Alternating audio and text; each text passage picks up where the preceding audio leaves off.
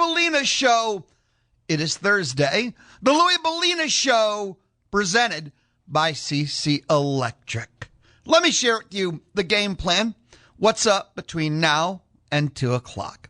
At 11:35, it's a listen-in. Bucky post loss to Missouri. At 12 o'clock, like we do each Tuesday, huh? Does that tell you how out of it I am? I have been vexed, perplexed, and frustrated about the Missouri game since it ended. Not sure how you're dealing with it. I'm just going to be honest with you. Bad loss, period. No excuses, bad loss. And for the first time in the Bucky ball era, I'm frustrated. And we're going to talk about it shortly, don't get me wrong. I'm even distracted by it. We'll get into it in a second. This is the blueprint between now and 2 o'clock. 11:35, a listen in. Bucky post loss to Missouri. At 12 o'clock, Cedric Golden of the Austin American-Statesman. He is the Texas Sports Writer of the Year. He's one of the good guys. Cedric will join us on the D4 Land Services Hotline. We talk Longhorns, Aggies, SEC, and so much more. At 1 o'clock, it's Rusty Burson, Aggie, historian, and author, and he too on the D4 Land Services Hotline. Rusty and I, heavy maroon and white, but I'm going to tell you right now, pitchers and catchers have reported. Rusty and I love our Major League Baseball. He loves Rangers. I love Astros. Cats and dogs. Giraffes and tigers. It's rough. We'll talk some MLB today, too, with Rusty Burson, 1 o'clock on the D4 Land Services Hotline. PSA, Programming Service Announcement. 2 days remain for you to have a chance to get registered to win a pair of tickets to the Troubadour Festival, March 28th, Midtown Park in Bryan. It is a barbecue and musical experience.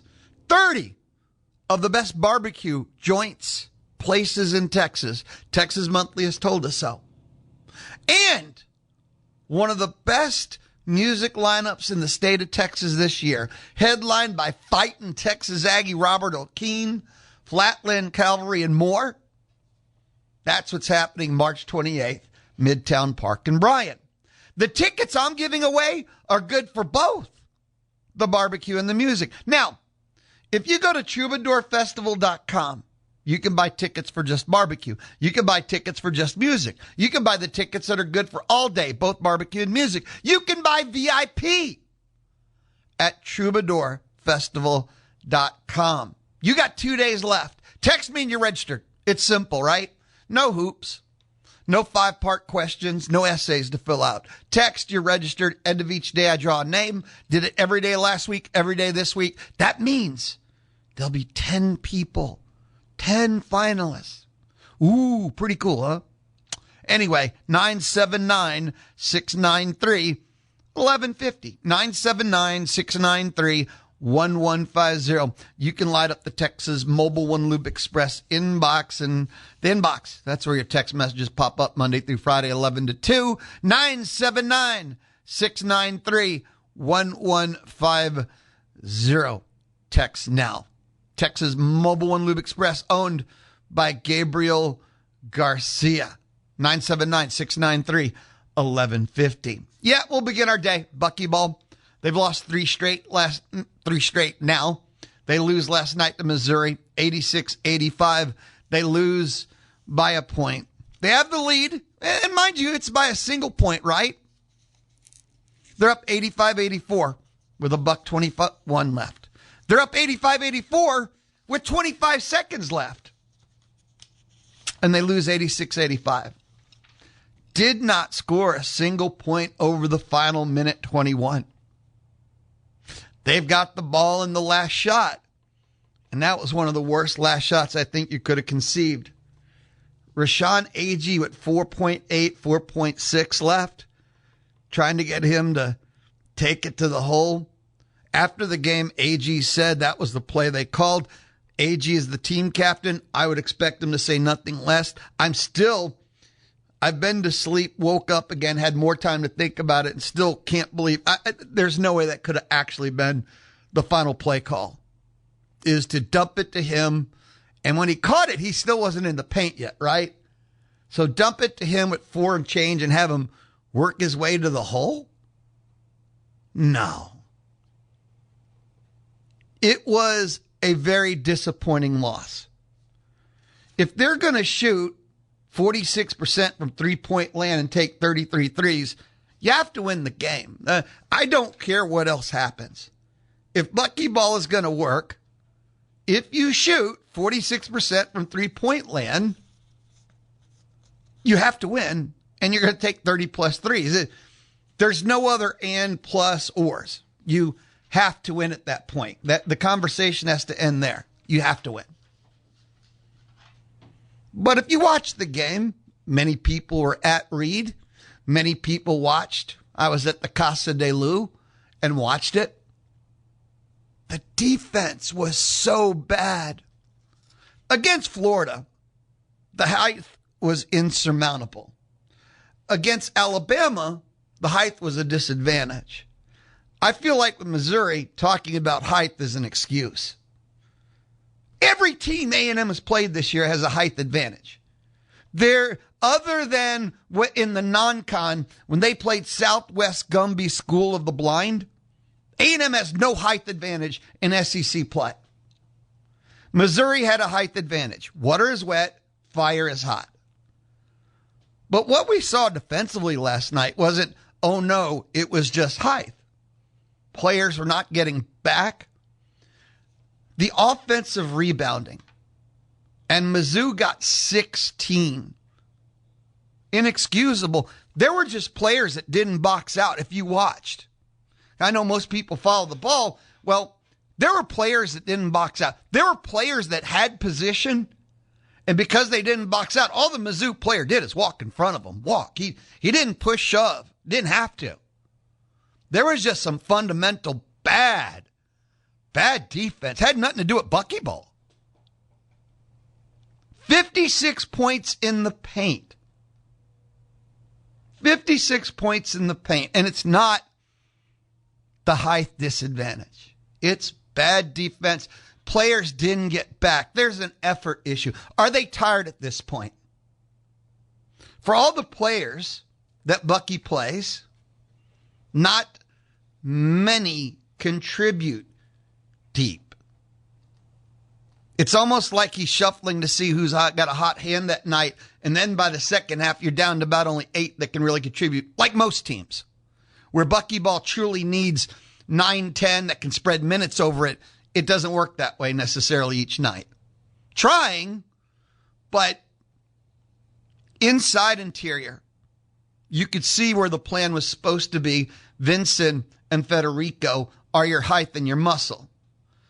Bucky ball is too fast for Federico. It doesn't work for him. They want to put him in. They try and put him in. They can't leave him in.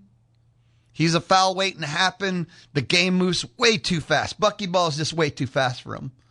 This system is not. In other systems, he could be a beast. And then Jamie Vincent's fascinating. He's having these really phenomenal type offensive, just out of nowhere output type games. But he is a foul machine. He also actually can't help you. What would you need from a big from A&M? It's not scoring. And that's what Vincent actually can do. You need a big that can bang. You need a big that can keep people out of the paint. You need just that one monster guy that you know you can't go at the rim. You need someone that can cut a guy off. And there's no one. The other team just goes coast to coast. And AG, bless his heart, just can't do it alone. Players don't get back. Nobody cuts anyone off. The defense in this game, and it was not the height disadvantage. There was a lack of effort. Players are blowing assignments. I hate to pick on one player to such a degree, but Zach Clements last night was a fascinating study. He's had these games where he's kind of went off, where he's doing like a point a minute or better. Last night he had 20 points. He did it in 22 minutes. He did it on 8 of 10 shooting. That is a glorious, think of the efficiency of that offensive night. Magnificent. He was so bad defensively, I'm not sure of what his actual value in the game was. They have the plus minus, if you've ever read box scores, which is like when you're on the court, in the end, it should be your total efficiency, right? And it's only 1. Scoring 20 points. He was so bad defensively that even scoring 20, it might not have been worth it for him to be on the court. And that's like, you've seen the progress. I've talked about him all year. He fascinates me. You see this unlimited potential at just looking where he's come from early in the season to now. But his defensive flaws are so huge that not only is the man he's assigned to gets to roam free, but he gets other players out of position on defense trying to cover for him. It's like the whole defense collapses. Last night was one of those games. I'm going to use the word need relative. Because if you want to calm down, if you want to do the it's not that bad approach, okay, they've lost 3 straight. They have 7 games left. They have so many winnable games left. They can go 5-2 in the last 7, actually quite easily, without breaking too much of a sweat.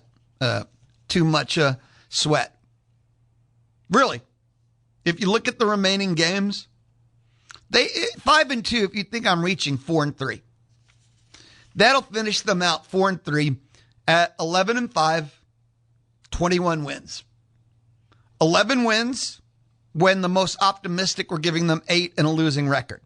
11 wins, they're in the NCAA tournament. That's not even a bubble. So they're on pace to exceed any single person I knew, listened to, or read's most optimistic projection before the first game of the year. Bucky Ball is on pace to still have the most amazing of year ones for the most rebuilding year one that you've ever heard of or seen in a power conference, maybe in college basketball history. So I'm not even going to go with the 5-2. Let's all be depressed and angry today. I'm going to go with the 4-3, right? 4-3 in the last 7. And they're still going to have 21 wins, 11 in SEC, and blow away every, before the first game, preseason project. Pick what 12th, 13th in the SEC. And with 11, they're going to be like tied for 8th. They could be 10th, but you get the point, right? In this 3-game stretch, they've now lost. Alabama was one of those game of the years, and they had every chance to win it. They missed 2 open threes down the stretch. In this Missouri game, they didn't score in the last minute 21 with a 1-point lead to lose by 1. And they had their shots. And it's one of those things that I'm trying to get my brain around. In Bucky Ball, you're an offensive team. And they don't have the guy. And Mbako is supposed to be the guy. And who's the guy? The guy that's going to take the last shot. The guy that makes sure you don't go a minute 21 without scoring. They have hot hands. But who's the guy? The answer is, I think we all know it, this team does not have the guy. They have guys that Clements goes for 20. Rashawn Agee is a double-double machine. But they don't have the guy. And M'Baku would have been the guy. Now, if they had the guy, they beat Alabama. If they have the guy, I think they beat SMU. If they have the guy, they last night beat Missouri. And that's the only thing. That's the one thing. Like, hey, Lou, what one thing could have made a difference this season? Having the guy. They might be a 5 or 4 seed if they had the guy. And they thought they did it. M'Baku, injured. Man, felt bad for the kid, what he went through, what Bucky helped, just to get him and get him here. And tough break. But that's what they're missing, the guy.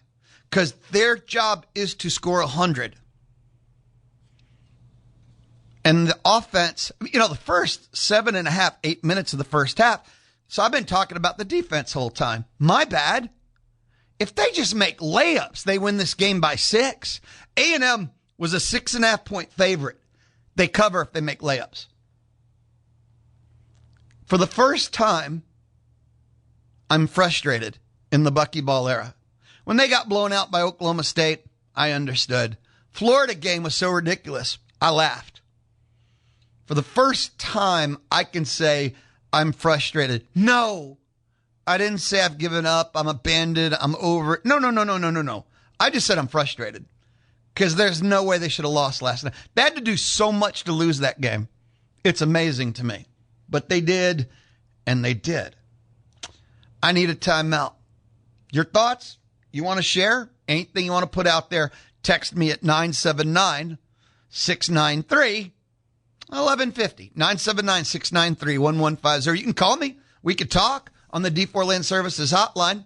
I'll be right back. More Bucky Ball. This is the Louie Belina Show, presented by CC Electric, Thursday on The Zone. Your home for Aggie baseball is the Zone 1150 AM and 93.7 FM. The Louie Belina Show, presented by CC Electric, built on faith, family, and community. Here is the outline. This is what's happening between now and 2. 11:35, listen in, Bucky Post, Missouri. 12 o'clock, Cedric Golden, Austin American Statesman, D4 Land Services hotline. It's where most guests join me. 1 o'clock, Rusty Burson, Aggie historian and author. Of course, throughout our time together, text messages like this. Terry, disappointing loss last night, but I'm still in with Bucky. Oh, I'm still in. I do want to be clear. I said I'm frustrated. First time. Absolutely frustrated. Loss never should have happened. Too many ways to win, and they work so hard to lose. Offense can't miss layups. Offense can't go $121 without scoring at the end. That can't be your last shot. Defense whole night was bad. Defense just, don't talk about height disadvantage. They've been a disadvantage like every SEC game. But that was a lack of effort. That was bad technique. That was just bad. Oh, Missouri, by the way, let me give some credit where it's due. Missouri was so much better than I gave them credit for heading into the game. Missouri has a nice team. I don't know if they're great, but they're a nice team. You see they have a little bit of everything. So they have a lot of different ways to attack you. They were better than I give them credit for, but A&M should have. And you need to not lose those games at home. But I'm still all in with Bucky. Don't get it twisted. Justin texted and said, still a big whoop for Bucky Ball. They will get some bigs to make the system work even better. Gig 'em, Justin. Oh, they will. But they didn't need more bigs to win last night. It would not have hurt. They need more bigs, but make layups. Get back on D. Box out. That has nothing to do with bigs. They could have won that by 6-10. They could have covered just by some fundamental hoops. They need more bigs. Like I said, in my head, the one thing about this year, they don't have the guy. And that's why down the stretch, the finishing. You've heard that before in relation to this team. That's the finishing problem. They don't have the guy. That's why they had trouble scoring down the stretch. That's why their teams can down 4 with a minute or 2 left. Can't. If you have the guy, you're good. J84. The point guard that for Mizzou is what we need. He ran the offense well, so smooth and controlled. Height couldn't hurt either. Still love B-ball. And then, hey, Louie, register for the Troubadour tickets. Leonard, participation on the Louie Belina Show is rewarded. Texting me register is not participation. That's one of those base things. It wouldn't matter if it's Troubadour. Oh. I want to give everybody a heads up. Starting next week, I got a pair of tickets to see Creed at the Houston Rodeo, thanks to Grohalski Sausage.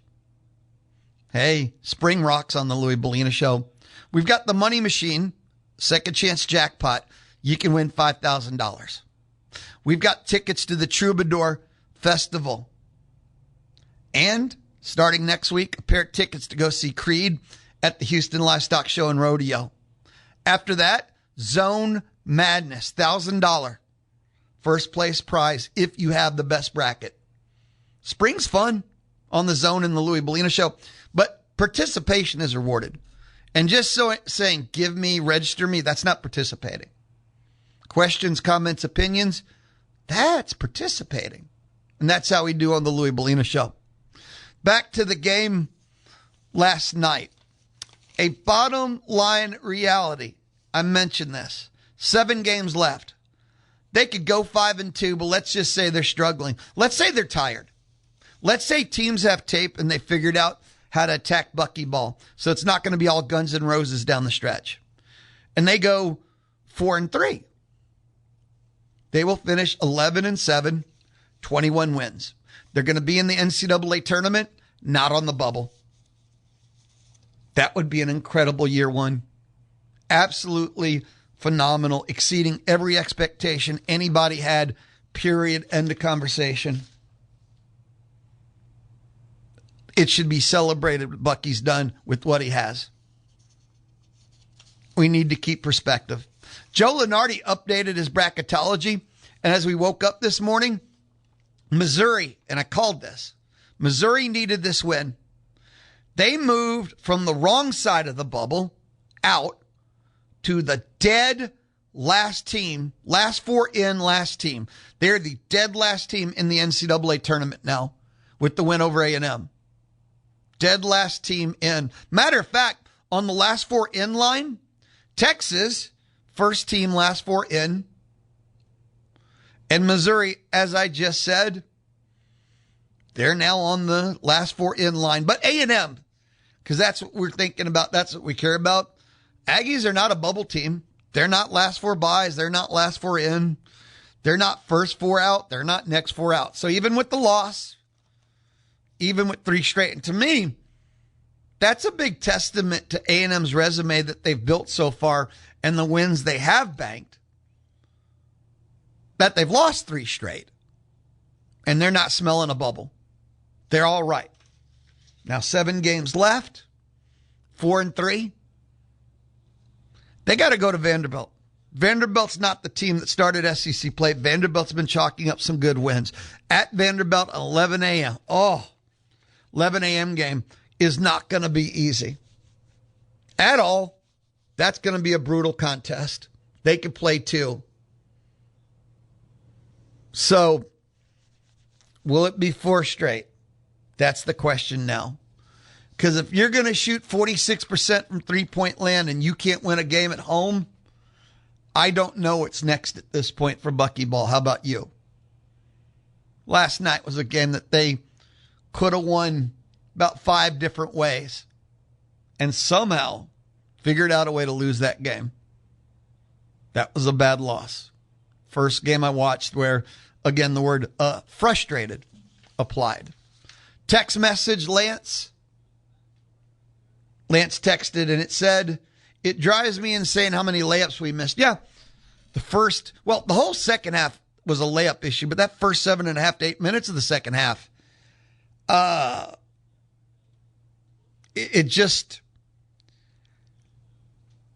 you still wouldn't have shot this great percentage in the second half, but that's all you had to do is take care of the ones that were there because they were not going to keep up their 3-point shooting percentage from the first half. First half was like one of those fun, don't say anything. It's like when someone's throwing a no-hitter, you don't talk to them. You don't mention it. The way they were shooting threes in the first half, don't talk to them. Don't mention it. They were unconscious. You knew that wasn't going to continue, and that's okay. And in the second half, if they just make the layups, the easy buckets, they cover the line. They win by 8, maybe 10. I don't know. Kyle K. in Cameron texted and said, 3 balls saved us in the first half, but never felt like we were in rhythm. Maybe some dead legs. Maybe. I mentioned that a little bit earlier. I'm starting to ponder if they are a little tired, if they're losing even a half a step? Are they pressing? Remember when I said that the test is going to be when you lose, and I use the phrase, I said 3 straight. Losing streaks are going to happen. This is the test.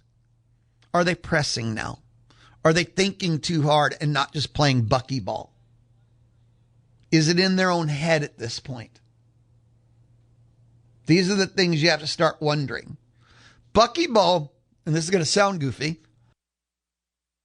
Bucky ball doesn't strike me as like heavy thinking. It's about doing. It's about instinct. Everything's happening so fast, you have to do it like you're breathing. Are they thinking too much right now and not playing enough? Those are the things I'm wondering at this point.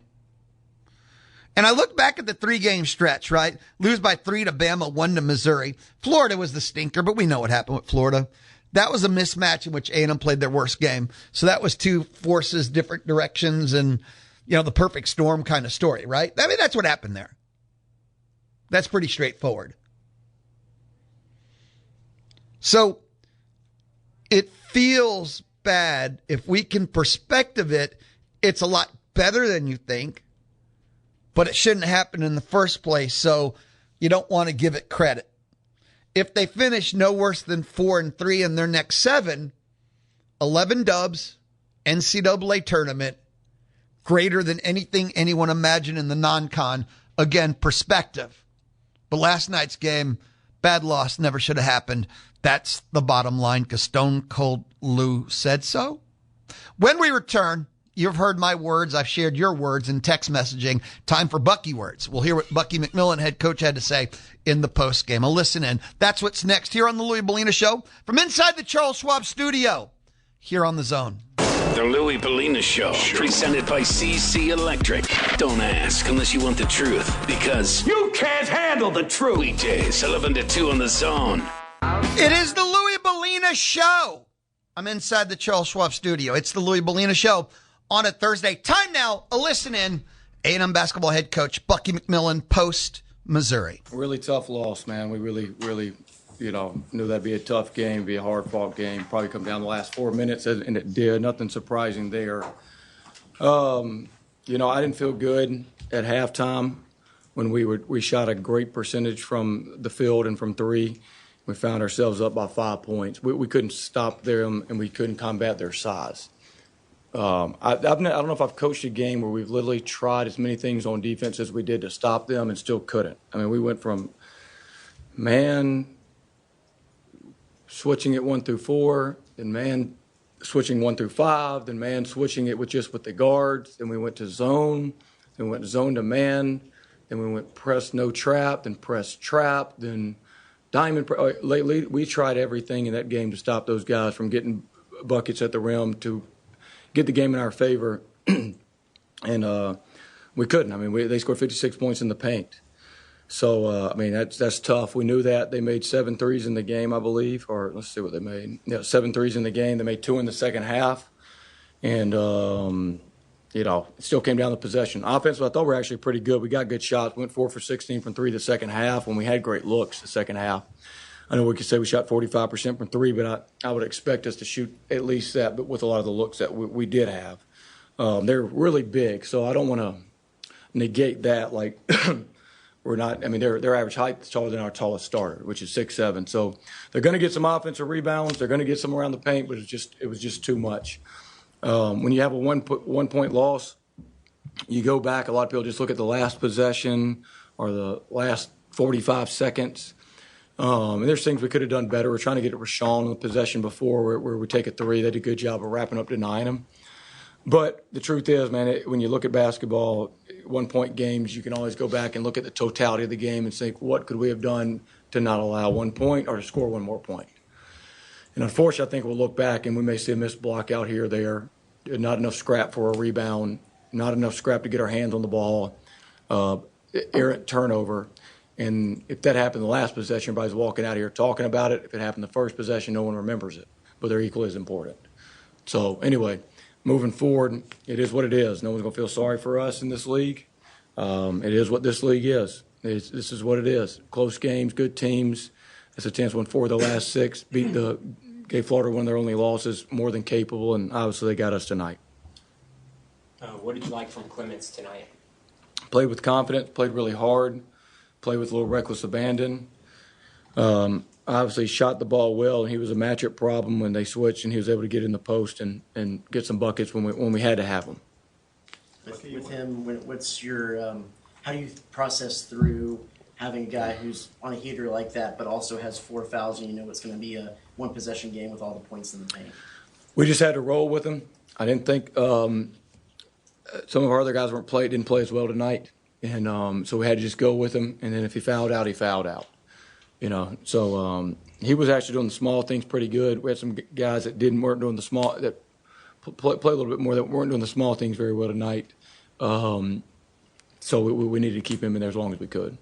That 7-8 minute stretch in the second half where y'all didn't make a shot, what went wrong? Was it just getting cold after getting really hot in the first, or was there something defensively you were doing differently? It was not too much different. We had some good looks throughout that stretch that we missed. I told our guys, just like in the Florida game, don't get antsy on defense here. Stay solid. Don't just try to go hit a home run when we get down and 3 guys running the ball. And then on offense, you got to trust each other. There were some times we could have pitched the ball at the floor. We didn't, which I didn't like to see. But when we got back right to trusting each other, we made another run. Offense wasn't the problem tonight. Shooting 50% from the field, not having more than 10 turnovers, 46% from 3, 80% from the free throw line. Usually it's going to get it done for you if you can find ways to stop them. But we just, we didn't do a good job of stopping them. To your point about defense, just what's going through your mind when you're throwing the kitchen sink at them, per se, and trying all different things, nothing's working, and were you kind of at a loss that whatever you guys were trying, nothing seemed to work? Yeah, and then even when we did play good defense, they had a great opportunity to get offense. They had 16 offensive rebounds. Some of that we're blocking out. Some of it's because of their size, but that was an issue. At the end of the day, some of these teams with size, it's not really about. And they got it. They ran a nice lot play late. And they're not negating the good things they run, but eventually they just kind of spread out. We're going to put our head down and we're going to drive you guys. We feel we're taller than you, bigger than you, and we don't feel you could stop us one-on-one. And sometimes we did, but a lot of times we didn't, and that was an issue. Would you have liked to have seen Rashawn get the ball in his hands a little bit more in the second half, or was it they doing a good job of denying him essentially late? You always want to get the ball in Rashawn's hands. We tried to get it to him the possession before when we were up 1 with the ball. We didn't do a good job of getting the ball in the block right there. We just couldn't get it to him. But I think if you go back and you look at the shots in the second half, for the most part, pretty good. I bet you'll say they're pretty good for an SEC basketball game. I really do. So whatever that means, we went 11 for 17 from 3 the first half, went 4 for 16 the second half. Were the threes much better in one half? We'll go back and look. But if I had to guess, they probably weren't that different. You know what I'm saying? So it's what the game called for. Now, they're huge. So the advantage is not probably at the rim in that game. It probably is from the outside. You can probably bet there's not that many games in your career where y'all average 1.3 points per possession and still it's a close game and a loss. That's kind of a little bit of an anomaly, isn't it? Yeah, that didn't happen very often, at all. And that's why I said it's about stops. And we just couldn't find stops. Every possession's magnified, whether it's a turnover, or not. It's magnified in games like that when it's a 1-point game when you go back and you look at it. When you shoot that well in the first half and then you're only up 5, what's the message to the guys at halftime? We won't win this game if we don't play a lot more physical and are able to stop them from getting points at the rim. No chance to win the game if that doesn't change, because we couldn't, skill-wise, couldn't have played much better in the game on offense. I was just going to ask, what do you think made them so difficult to defend in the paint in particular? Well, I think their size, obviously, they're very big. They start 3 guys pretty much 6'10" or higher. So that's a problem. They're good drivers. They play to their strengths well. So we're hoping to have a cumulative wear down on them. They don't play a lot of guys. They did a good job of taking care of the ball for the most part. I thought maybe we had a sequence there when we made our run back where they were a little tired. We were a little tired, but we're scoring and right back in the game. So, size, and then they got clear doing what they're doing. Bucky, what went wrong for y'all? He has. Yeah, I know it's a rarity. I'm seeing a while. Bucky, what do you say to the guys? I mean, you've lost 3 in a row, and that's obviously not good. 2 of them are by a total of 4 points. Yeah. So, what do you say to the guys after one like this? Thought we played well at Alabama. Thought we played well on both sides of the ball down Alabama, even though they scored 100. We probably did what we had to do. This game, I felt I didn't think we played good versus Florida. This game, I felt that we will find things on this tape where we could have took a possession away with sheer physicality or scrap. You know what I'm saying? I think that we could find a possession there, not about a missed shot. No, sorry, go ahead. Were you thinking that was the play they were going to run there, the one that they got for that? We don't know. All we said was they're going to drive this thing they're going to try to score this thing at the rim. We knew that. We made a mistake. We should have bumped the back screen. They went the same play twice in a row for the most part. Went 2 lobs in a row. Didn't bump the back screen.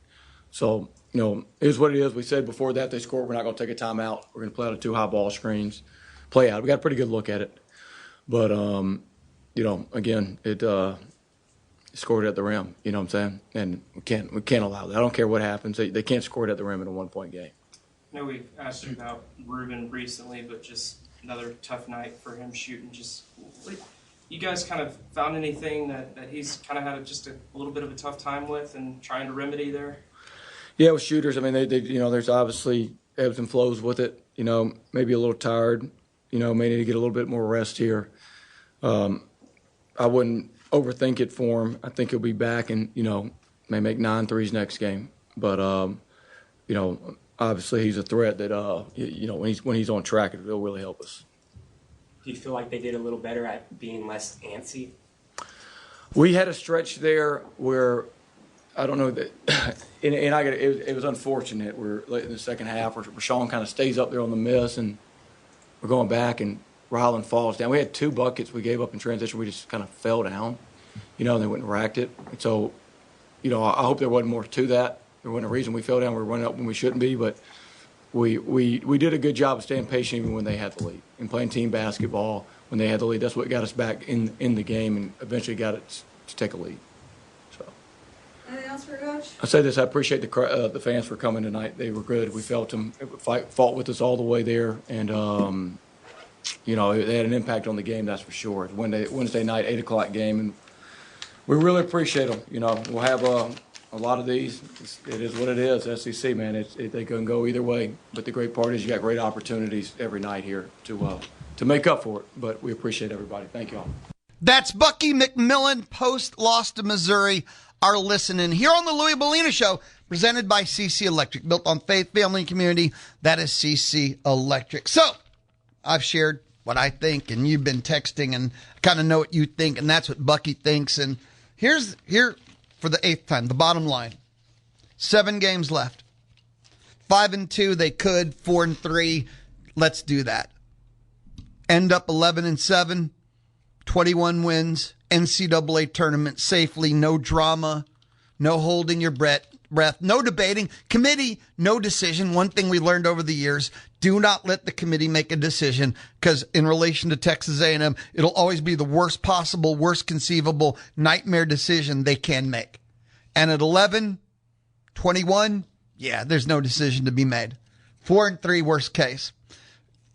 When A&M started this 5-game stretch, we said this will be the defining stretch of the season. Just as long as they went 2-3, there's no doomsday. They're 1-3 with Vanderbilt Saturday. Think about that. 1-3 with Vanderbilt Saturday. They lose that one, they went 1-4 on their defining stretch. Not a top 25 team. We'll start debating if they're even a top 35 team. Good, not special. Good, not great. Good, you have to help them for A&M to win because they're not tall enough or talented enough to just beat you alone. And we have to start debating. If they lose to Vanderbilt and it's 4 straight and they went 1-4 in the stretch, right? we have to start debating if, they have tape and there's no Bucky ball adjustments because he doesn't have the players available to adjust with. That's going to be some of the conversations we're going to have. This 5-game stretch was the defining stretch. And 2 and 3, again, was the men, and it would be fine. They're 1 and 3 with Vanderbilt Saturday. That's some of the bigger picture things to start debating and looking at and going, uh-oh. And there's been some great games. That Alabama game was a classic. And they had many chances to win and didn't. Last night, lead, Buck 21 left, went scoreless. Inexcusable when you're an offense first team that you don't score with a lead and a Buck 21 and lose by 1 at home. And I'm going to say again, we can do a list of problems or list of things missing, list of things that can do better. The number one thing, they don't have the guy. They don't have the man. They don't have someone that should take the last shot. Because if you did, how many games they have lost to not finishing, like SMU, Tennessee, Bama? Bama's a little different, to be fair. And Missouri. And if you have that guy, I think you win all 3, maybe 4. And this team's a 4 seed maybe. And we're not talking about not being ranked because they'd be. That's the number one thing there. And the guy was supposed to be M'Baku. So there you go. And you know what? Again, perspective. How much can you do in year 1? And how much could Bucky have gotten when he took over, as we all know, late in the process, when all the top players off the board? And what he's done so far is still a miracle, even if it's on a 3-game losing streak miracle. Perspective. When we come back, let's wrap up hour number 1 of the Louie Belina Show from inside the Charles Schwab studio. In uncertain times, Charles Schwab, Mark Sim, who's our local Charles Schwab agent, remains invested in their clients, in you, by offering personalized guidance and clarity. The personalized part, Mark Sim, right here in College Station. Get answers to your questions. Learn more at schwab.com/College Station. It's the Louie Belina Show, Thursday on the Zone. An opinionist who happens to be an expert in his own mind. The Louie Belina Show. The Louie Belina Show. Weekdays 11 to 2 on the Zone, 1150 AM and 93.7 FM. The Louie Belina Show, presented by CC Electric, residential, commercial, and industrial services. That's CC Electric. Want to wrap things up. A little bit of fun.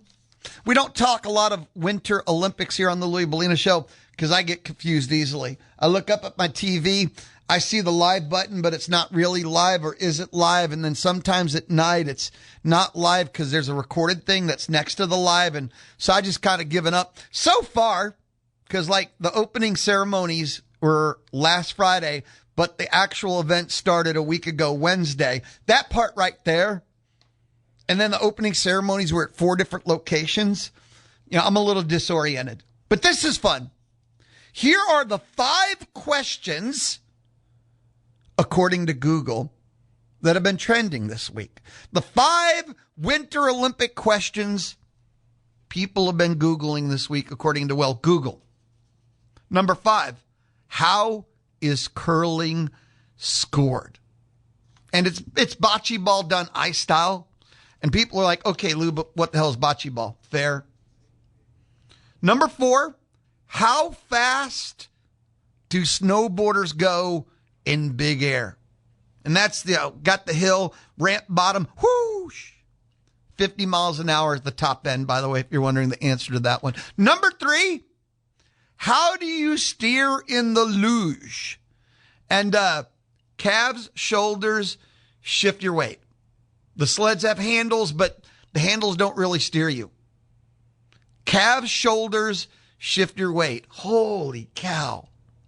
Number 2, and these are the top 5 questions that people are currently using Googleization, that people are Googling about the Olympics right now. Trending. Number 2, why do speed skaters wear glasses? Simple. Protect their eyes from the wind because there's tiny ice chips that fly up.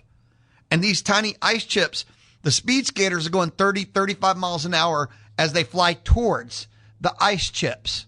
It would not be a good time. The number 1 question people are Googleizing about the Winter Olympics. And there's a million things that popped into my head, and it was never this one, but why do ice skaters wear gloves? And the answer is so tragic: to keep their hands warm. I thought there'd be some kind of like super duper elite athlete thing or some kind of tech. Nope. Why do ice skaters wear gloves? Answer: to keep their hands warm. Also, it can protect their hands when they fall, but to keep their hands warm. My number one, and I have not Googleized it here, maybe it would have made the list, but my number one Winter Olympic question, and I'm almost scared, but what is skeleton? We talked about it when we were talking about the elite athlete. I still don't know. I haven't seen it. It's never popped up on my TV yet. I need to Googleize, but Alexa, Google, what is skeleton? I still don't know.